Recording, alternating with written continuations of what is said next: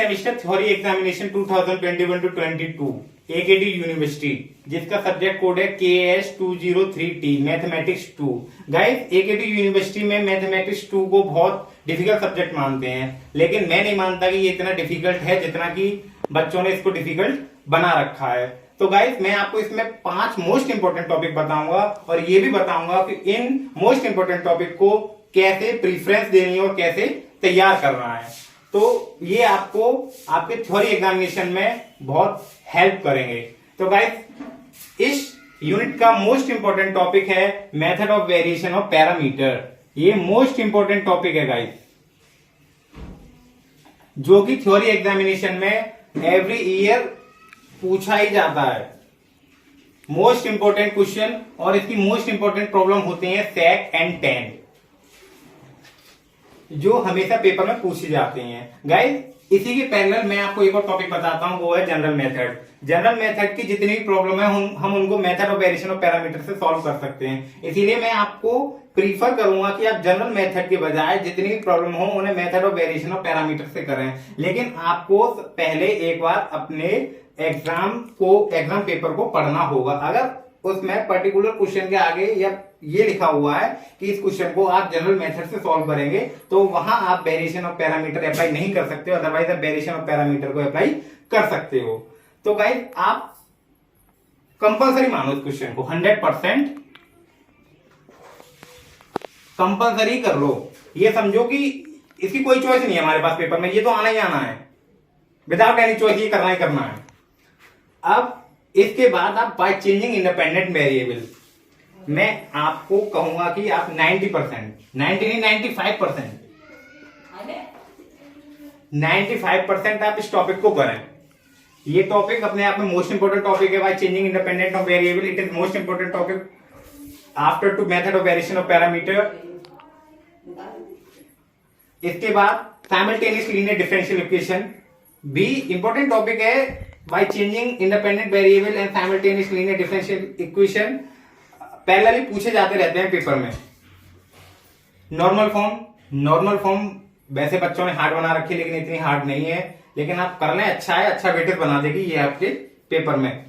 और अब आपको मैं बताता हूं 2 मार्क्स के लिए एक ऐसा मोस्ट इंपोर्टेंट टॉपिक जिसमें से एवरी ईयर 2 मार्क्स के क्वेश्चन हमेशा आते हैं। सिंपल, आपने स्टार्टिंग में देखा होगा जब linear differential equation higher order को स्टार्ट करते हैं हम, तो उसमें आपको सिंपल CF और PI निकालना सिखाते हैं।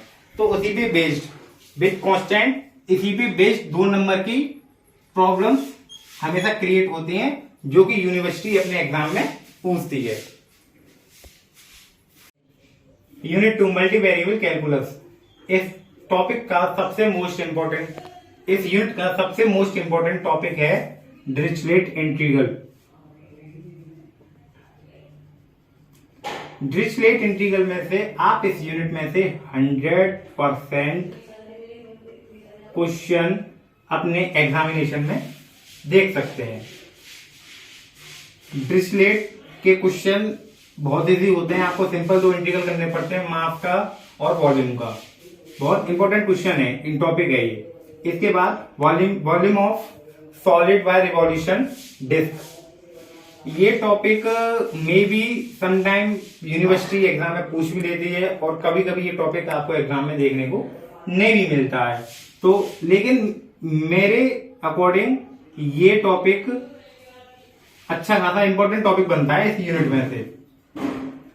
नेक्स्ट, इस यूनिट में से क्वेश्चन, मैक्सिमम क्वेश्चन आपको देखने को मिलेंगे 0 to π/2 sin की पावर p थीटा, cos की power p theta, d theta base पर जितने भी क्वेश्चन होंगे वो आपको मैक्सिमम क्वेश्चन 10 मार्क्स में देखने के लिए मिलते हैं इस यूनिट में से। एंड डुप्लीकेशन बेस्ड प्रॉब्लम भी इस यूनिट में से पूछी जाती हैं। फिर मोस्ट 95% चांस रहते हैं relation in gamma function and beta function की डिफरेंट प्रॉपर्टीज में। 95% ये पूछ लिया जाता है गामा फंक्शन, बीटा फंक्शन। और मैं तो प्रीफर ये करूंगा कि मैक्सिमम डिरिचलेट के बाद अगर कोई क्वेश्चन पूछा जाता है तो यही पूछा जाता है, relation in gamma function and beta function.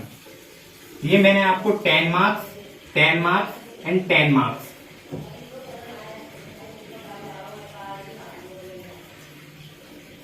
ये मैंने आपको 10 मार्क्स के 3 क्वेश्चन बताए हैं।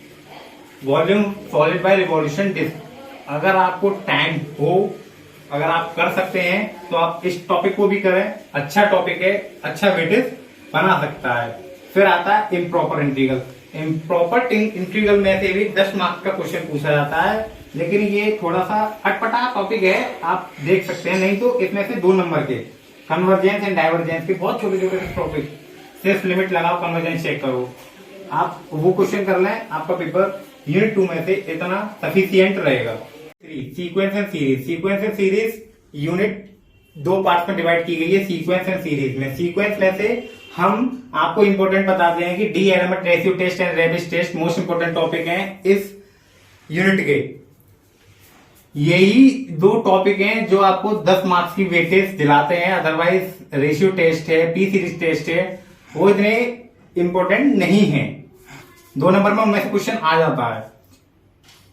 सीरीज में से डिसकंटिन्यूअस फंक्शन, इवन फंक्शन और odd function. Most probability discontinuous function आपको देखने को मिलता है पेपर में।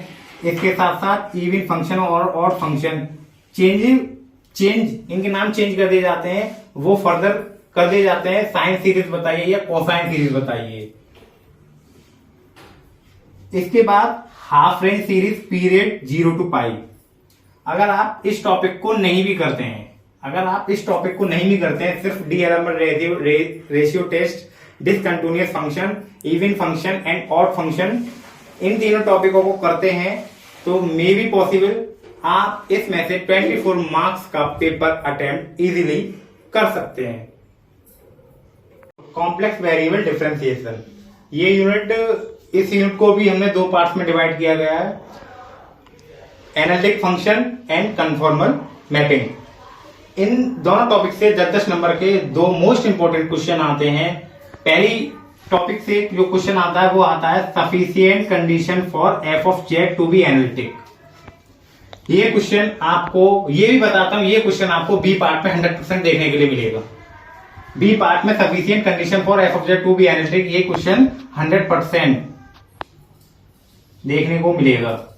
और आपको सी पार्ट में आप बाइलिनियर ट्रांसफॉर्मेशन, इसको क्रॉस रेशियो भी कहते हैं, ये आपको देखने को मिलेगा।